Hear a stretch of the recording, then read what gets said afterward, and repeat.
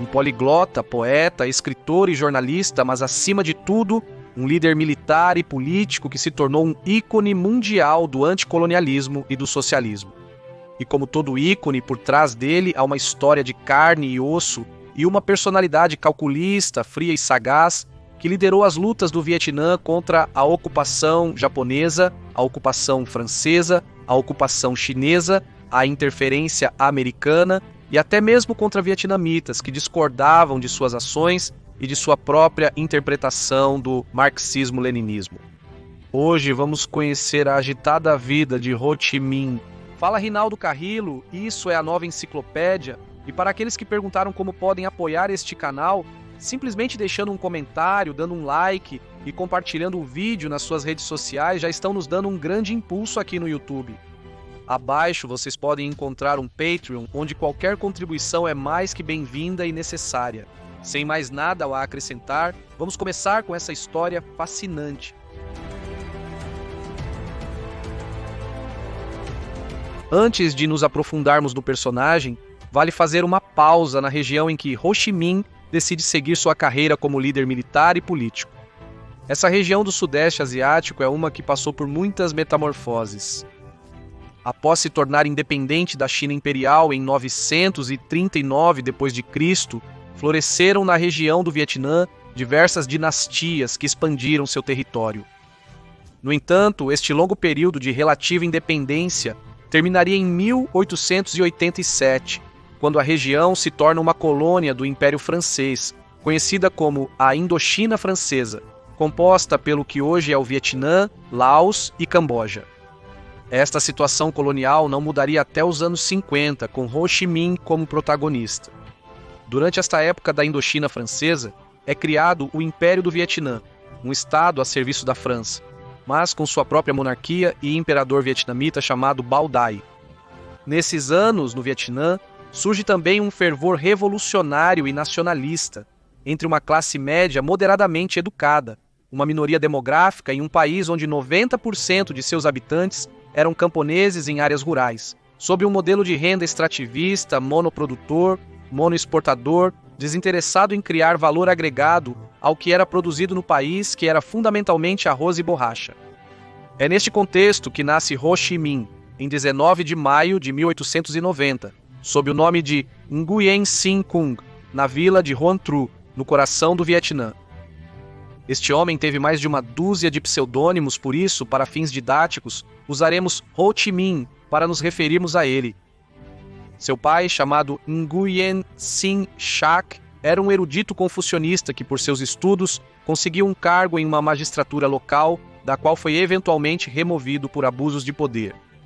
O pai de Ho Chi Minh sempre teve certo fervor anticolonial e se recusava a trabalhar no serviço civil francês, mesmo que isso implicasse uma ascensão na escala social e benefícios para sua família. Ho Chi Minh teve 3 irmãos e passou seus primeiros anos de vida com sua família entre os campos de arroz e a vida agrária, enquanto estudava confucionismo com seu pai. A mãe de Ho Chi Minh morre quando ele tem 10 anos, devido a complicações no parto. Não foi até os 15 anos de idade que Ho Chi Minh teve a oportunidade de estudar com um erudito do confucionismo chamado Bun Tuc Do, e lá foi rebatizado como Nguyen Ta Tan, que significa Nguyen, o realizado. Ho Chi Minh começa sua educação média em agosto de 1908, no Liceu de Hue, com 18 anos. Lá ele tem uma educação formalmente francesa. Ele era um aluno excelente e dedicado, devorava os livros de história, ciência, filosofia e política, e se caracterizava por debater, perguntar e questionar. Para 1911, depois de participar em um ou outro protesto estudantil, ele vai para o sul do Vietnã para dar aulas como professor normalista, para depois, após cerca de 6 meses, partir para Saigon. Saigon era uma importante cidade ao sul do Vietnã, de onde Ho Chi Minh queria partir para conhecer o mundo depois de ter lido tanto. Em Saigon, trabalha como cozinheiro em um navio de bandeira francesa com o objetivo de sair das fronteiras vietnamitas. Como cozinheiro desse navio, conhece Dunkerque e Marsella e começa a trabalhar em outros navios como chefe confeiteiro, visitando vários países. Conhece os gigantes de Nova York, Boston e Londres e para 1917 retorna à França com o apogeu da Primeira Guerra Mundial, Com 27 anos de idade, nota que cerca de 100 mil vietnamitas foram recrutados para lutar no lado francês. E embora nunca o recrutem, ele e seus colegas tinham um denominador comum ideológico, que esses conscritos do Sudeste Asiático estavam lutando uma guerra que não era a deles. Naquele tempo, suas inquietações políticas pregressas desabrochavam. Ho Chi Minh começa a frequentar as reuniões do Partido Socialista Francês, se mistura com trabalhadores vietnamitas que se sentiam insatisfeitos com o governo colonial em sua terra natal e se depara com um certo número de simpatizantes da causa da independência do Vietnã, com recursos financeiros suficientes para iniciar um movimento subversivo. Estando na Cidade da Luz, Ho Chi Minh funda diferentes movimentos destinados a elevar o espírito independentista vietnamita, mas não consegue um resultado maior. E embora Ho Chi Minh ainda não tivesse abraçado o bolchevismo, ele acompanhava de perto a atividade de Vladimir Lenin, porque ele chamava muito a atenção. Ho Chi Minh começa a escrever artigos para jornais clandestinos, pedindo aos leitores que se armassem contra as potências coloniais. E apesar de ser um escritor competente, sua força estava na eloquência verbal antes que na escrita. Eloquência com a qual soube empatizar com os imigrantes vietnamitas, com promessas de autonomia e uma melhoria na qualidade de vida. Enquanto Ho Chi Minh formava sua primeira base política, terminava a Primeira Guerra Mundial. E os líderes aliados redigem o Tratado de Versalhes, que reorganiza o mundo politicamente. Ho Chi Minh nota que o então presidente dos Estados Unidos, Woodrow Wilson, faz menções sobre a democracia e a autodeterminação dos povos e das colônias. Ho Chi Minh continua se movendo nos círculos vietnamitas, se prepara para escrever novamente e distribui panfletos, fazendo apelos à autodeterminação. Esses panfletos fazem com que a polícia francesa comece a vigiá-lo de perto e que as autoridades francesas em sua região natal não o queiram de volta em seu país. Ho Chi Minh, esperando algum tipo de solidariedade dos socialistas franceses, depara-se com a indiferença deles, pois percebe que os franceses de esquerda estavam interessados em manter seus territórios ultramarinos e chega à conclusão de que não pode confiar nos ocidentais, considerando-os hipócritas corrompidos por seus próprios interesses. Após essa rejeição ocidental, Ho Chi Minh olha para outra parte do mundo, para o lado oriental, para uma nação agitada, cujos habitantes pegaram em armas e fundaram uma união de repúblicas socialistas soviéticas. Ho Chi Minh, tendo seguido os escritos e a trajetória de Vladimir Lenin, começa a ver com melhores olhos o caminho socialista. No verão de 1920, Lenin apresenta na Segunda Internacional um manifesto sobre as questões coloniais e nacionais que chegam às mãos de Ho Chi Minh. Ho Chi Minh concorda com as ideias anticoloniais do manifesto e no uso da violência como um método legítimo para a realização dos objetivos políticos. Finalmente, ele assume totalmente a favor da Revolução Comunista.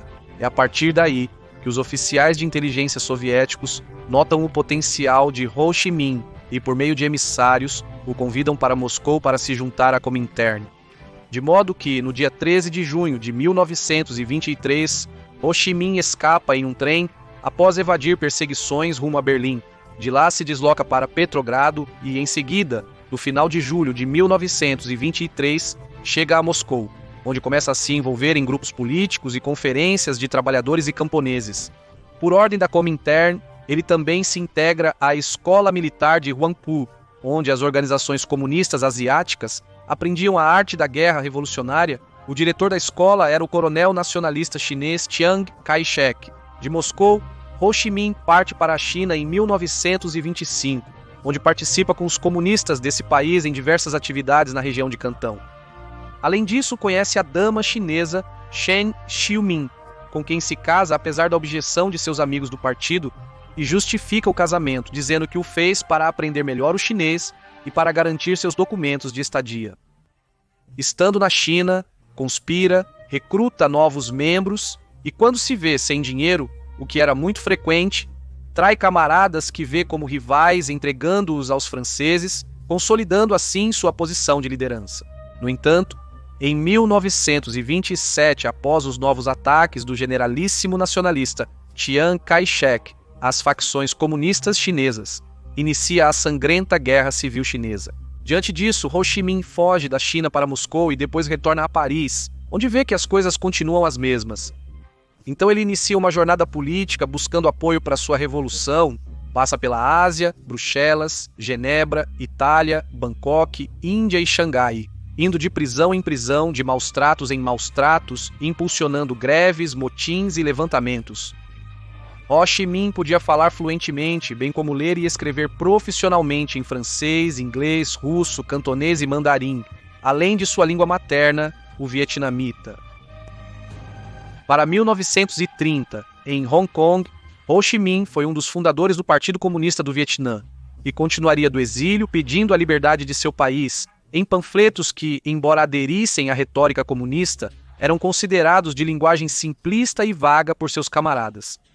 Críticas às quais Ho respondia dizendo que essas missivas estavam dedicadas aos mais humildes, que não entendiam completamente a prosa altissonante característica da doutrina da foice e do martelo. Pouco tempo depois, Ho Chi Minh é preso em Hong Kong. Em uma operação conjunta entre a polícia de Hong Kong e a francesa, ele é julgado e, por meio de manobras e leguleias, evita ser deportado para a Indochina e, com um pseudônimo, retorna a Moscou para estudar durante as grandes purgas stalinistas, das quais escapa de ser acusado como traidor porque tinha amigos vinculados ao status quo. Para 1938, Ho Chi Minh retorna à China para continuar trabalhando com o Partido Comunista Chinês como encarregado de assuntos asiáticos da Comintern. Lá ele se move entre Chongqing, Guiyang, Kunming e Kujing. Pouco depois de tudo isso, a Segunda Guerra Mundial explode no mundo, quando em 1940 os alemães derrotam a França e instalam um governo francês servil aos seus interesses. Ho Chi Minh e seus tenentes veem a oportunidade perfeita para iniciar a tão esperada revolução no Vietnã que os liberte do poder colonial. Então eles se movem conseguindo dinheiro, armas e homens, mas no Vietnã a situação se torna mais complexa quando, em 1940 e 1941, parte do Vietnã é ocupada por tropas japonesas no contexto da geopolítica da Guerra Mundial. Em meio a este caos, Ho Chi Minh e seus comparsas conseguem pisar em seu solo nativo depois de mais de 20 anos fora dele, chega armado de planos e ambições. Lá, Ho Chi Minh funda o Viet Minh. O Viet Minh era o braço armado da Liga para a Independência do Vietnã, uma aliança que havia sido feita entre o Partido Comunista e grupos nacionalistas para expulsar o Japão e se tornar independente da França. Ho Chi Minh também apresenta ao povo um programa político, econômico e social que lhe permite somar vontades e chegar em poucos anos a contar com centenas de milhares de recrutados entre seus exércitos. É também neste momento que ele assume para a vida o pseudônimo de Ho Chi Minh. O fato é que poucos meses depois de chegar ao Vietnã, Ho Chi Minh, juntamente com seus oficiais e forças políticas internas, já conseguia reunir um exército de cerca de 10 mil guerrilheiros que realizaram ataques contra os japoneses e contra o regime francês. Nesse momento, o Viet Minh contava com a colaboração da China, dos Estados Unidos e outras forças aliadas em guerra contra o Japão e o governo colaboracionista francês. Já aprovado como líder político, agora Ho Chi Minh se estreava como líder guerrilheiro capaz de fazer a guerra. No entanto, nas batalhas, Ho Chi Minh é capturado pelas forças de Chiang Kai-shek e é enviado para uma prisão na China, onde o ajudam a escapar da cadeia e é forçado a ir para a clandestinidade. Em março de 1944, um espião do Escritório de Serviços Especiais, que era o precursor da Agência Central de Inteligência chamado Charles Fan, entrevista-se com um amável, barbudo e velho cavalheiro que hoje todos conhecem como Ho Chi Minh. Lá eles firmam um acordo com um oficial americano. Ho Chi Minh receberia armas, rádios, equipamentos, conselheiros e apoio logístico dos Estados Unidos e, em troca, Ho Chi Minh e suas legiões de guerrilheiros lutariam contra as forças do Japão Imperial, ajudariam a resgatar vários pilotos americanos e forneceriam informações de inteligência para a precursora da Agência Central de Inteligência. Como último pedido, Ho Chi Minh pede para se encontrar com um lendário comandante aéreo da China, de quem leva uma foto autografada como sua nova lembrança e agora melhor armado e com o acompanhamento de operadores americanos. Ho Chi Minh retorna ao Vietnã e se torna novamente o líder do Viet Minh para continuar os esforços de guerra. Por sua vez, Em 1945, o Japão havia assumido o controle total do Vietnã, expulsando as autoridades coloniais francesas. Mas isso duraria muito pouco, pois meses depois, o Japão se renderia na Guerra Mundial e o Viet Minh se encarregaria de expulsá-los completamente do Vietnã.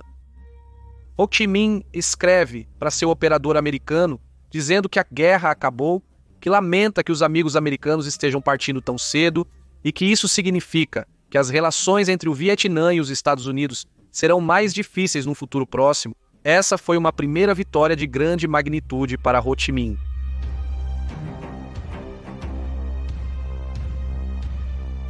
Agora, a questão da independência do Vietnã estava longe de ser resolvida. O Viet Minh era uma força armada sólida, mas todas as instituições do governo vietnamita estavam em ruínas. Com a vitória dos aliados na Guerra Mundial, a antiga oficialidade francesa retornou, determinada a recuperar seus antigos territórios coloniais vietnamitas. Então, aos poucos, os franceses vão retomando sua presença militar na Indochina. Ao mesmo tempo, após a rendição japonesa, o norte do Vietnã agora era ocupado pelas forças nacionalistas chinesas e o sul ocupado pelas forças aliadas ocidentais britânicas. Em um surto de audácia, Ho Chi Minh, com seu exército inflado de mais de 200 mil almas, proclama a independência do Vietnã em 2 de setembro de 1945 e instaura a República Democrática do Vietnã, formando um governo provisório em meio a todo esse contexto caótico e as escaramuças que redefiniam a Indochina. Mas nem todos os vietnamitas estavam com Ho Chi Minh e seu projeto comunista. Havia grupos a favor de manter a ordem monárquica e até mesmo parte da ordem colonial. Em meio a esse contexto, com o objetivo inicial de expulsar a ocupação chinesa do Vietnã, a França decide paradoxalmente se aliar a Ho Chi Minh e reconhecer sua nova república, embora a relação continuasse tensa, pois era uma estratégia da França para ganhar tempo. A França tenta alcançar uma negociação na qual os vietnamitas manteriam a soberania interna de seu país, mas os franceses manteriam o controle da defesa militar e das relações exteriores, e que a Indochina continuaria sendo parte da União Francesa. Diante dessa possibilidade, Ho Chi Minh dizia: é melhor comer um pouco de excremento francês do que comer excremento chinês. Porém, ele ainda julgava as condições inaceitáveis. Seus antigos aliados ocidentais, os marionetistas da trama, não dariam o protagonismo a Ho Chi Minh. Ho Chi Minh aproveita esta conjuntura também para purgar internamente os nacionalistas vietnamitas e supostos trotskistas de suas fileiras e se consolidar como único líder comunista e soviético da região. Diante das falhas nas negociações, as hostilidades entre os franceses e o Viet Minh de Ho Chi Minh vão crescendo. A França aumenta o envio de tropas para a Indochina e começa ataques diretos contra comunistas vietnamitas que acabam por romper esta efêmera aliança. No final de 1946, desencadeia-se uma nova e feroz guerra que duraria 9 anos entre a França e os independentistas do Vietnã. Um bombardeio francês sobre Hanoi, episódio sangrento que deixou 6 mil almas vietnamitas no túmulo, foi o estopim para o conflito na Indochina. No início, a guerra favorece os franceses que conseguem tomar e manter o controle das cidades. Mas os vietnamitas independentistas, retraídos nas montanhas, foram ganhando força e sabotando as operações militares francesas. Em fevereiro de 1950, Ho Chi Minh, como uma aranha tecelã de alianças, encontra-se com Stalin e Mao Zedong. Sussurros de apoio fluíram como veneno de serpente, fortalecendo seu caminho para a independência vietnamita. Os comunistas chineses e os soviéticos entregaram armas e tropas, enquanto os americanos fizeram o mesmo para sustentar os franceses. Mas a ajuda deles seria de pouco uso, pois as forças colonialistas estavam cada vez mais diminuídas, até serem derrotadas na Batalha de Dien Bien Phu. Ho Chi Minh, vitorioso, é proclamado como presidente da República Democrática do Vietnã. A França se senta à mesa de negociações com Ho Chi Minh, que conclui com os Acordos de Genebra. Esses acordos determinam a independência absoluta de Laos e Camboja e a divisão do Vietnã em 2 estados independentes.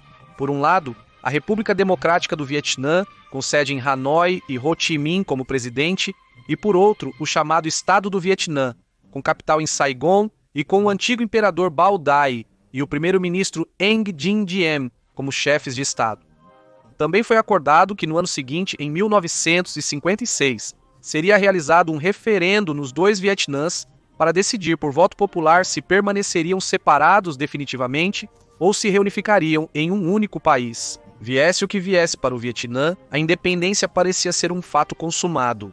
Os acordos de Genebra foram seguidos por um período de 300 dias em que quase 1 milhão de vietnamitas, principalmente católicos, migraram para o sul, enquanto outro grupo, majoritariamente budistas e comunistas, se estabeleceu no norte. Em paralelo, Ho Chi Minh também tenta governar internamente e levar adiante reformas para a população. Entre 1953 e 1956, foram realizadas várias coletivizações e reformas agrárias no Vietnã do Norte, que, semelhantes à União Soviética, acabaram com a vida de mais de 10 mil vietnamitas, proprietários de terras ou dissidentes políticos. Enquanto isso estava prestes a ser realizado o referendo que buscava resolver a divisão entre os dois Vietnãs, mas no Vietnã do Sul, sabiam que o referendo favoreceria Ho Chi Minh como novo líder de um Vietnã reunificado, de modo que o primeiro-ministro do Vietnã do Sul, apoiado pela Agência Central de Inteligência, denuncia sua rejeição a uma eleição que considera fraudulenta, anuncia que a mesma não será realizada e começa a fazer preparativos militares. Os apoiadores de Ho Chi Minh denunciam isso como um golpe de Estado, o que acaba sendo o estopim de um novo período sangrento para estas terras asiáticas.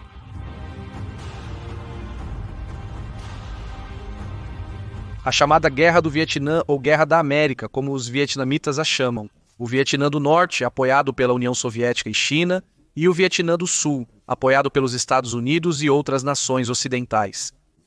Esta guerra durou longos 20 anos, com mais de 1 milhão de mortos, e nela, Ho Chi Minh se consagra como um grande estrategista militar. Ao iniciar a guerra, orquestrado por Ho Chi Minh, surge no Vietnã do Sul o chamado Frente Nacional de Libertação do Vietnã, também conhecido como Vietcong pelos seus adversários, uma força de guerrilhas organizadas e apoiadas pelo Vietnã do Norte. O Vietcong começa a executar no sul as manobras delineadas por Ho Chi Minh e recuperam territórios importantes, enquanto no Vietnã do Norte, os comunistas realizavam uma intensa purga ideológica e étnica. Durante a reforma agrária do Vietnã do Norte, Ho Chi Minh consegue criar uma rede de rotas e trilhas que serpenteiam no Laos e Camboja, e que com astúcia logística permitiram o fluxo de homens e de armas do Vietnã do Norte para o Vietcong, no Vietnã do Sul. Mas com a saúde de Ho Chi Minh se desfazendo como um tapete envelhecido, ele decide redigir seu testamento como um último desafio ao destino. Surge Le Duan, um herdeiro ungido nas sombras, tecido com os fios do poder do partido. Ho Chi Minh continuaria como presidente do Vietnã, mas agora seu papel seria o de um conselheiro debilitado no cenário político, passando o bastão do poder estatal para as mãos de uma elite muito bem treinada e muito fria, uma elite que desencadeia uma guerra de guerrilhas duríssima e feroz no Vietnã. Homicídios, ataques públicos e sabotagens de infraestruturas desencadearam um vendaval de caos no Vietnã do Sul que se recusava a se render. O dragão do comunismo erguia suas garras e os Estados Unidos aumentavam a aposta enviando seus filhos para o tabuleiro ensanguentado em 1965. John Kennedy e mais tarde Lyndon Johnson conduziram jovens soldados americanos para um terreno que devorava esperanças estratégicas. Com os Estados Unidos também chegavam toneladas de bombas que caíam dos céus sobre o Vietnã, Laos e Camboja, permitindo ao Vietnã do Sul ganhar algum terreno, mas também ganhando o repúdio total da população. Depois disso, o Vietcong ataca com fúria e guerra de guerrilhas os bastiões americanos e começa a fazer com que eles percebam que estavam em um terreno que os superava, à medida que 1969 se aproximava e as garras do Vietcong se cravavam em um sul desmoronado. Ho Chi Minh, preso em um pulso com a morte, sofre um infarto. Seus batimentos cardíacos desapareceram e em um fatídico 2 de setembro de 1969, o último suspiro de Ho Chi Minh desapareceu, deixando um mundo convulsionado. Ele não viveria para ver a humilhante retirada dos Estados Unidos do Vietnã em 1973, nem viveria para ver a vitória definitiva do Vietnã do Norte e dos comunistas em 1975, após invadir o Vietnã do Sul. Aos 79 anos, Ho Chi Minh deixa esta terra, mas sua figura transcende no tempo como bandeira para todo tipo de facções e interesses. A vitória, que ele ansiava como um sonho impossível após décadas de guerra, sob a bandeira comunista e anticolonialista, floresceu nas mãos de seus herdeiros. Em 30 de abril de 1975, a bandeira do Vietcong foi hasteada em Saigon, marcando o amanhecer de uma transição tumultuada. Vietnã, dividido e torturado, curou suas feridas e renasceu como uma república socialista. No entanto, novos tempos turbulentos viriam para o Vietnã, entrando em uma guerra contra o Camboja e se adaptando a um mundo em mudança que descartava as antigas doutrinas comunistas.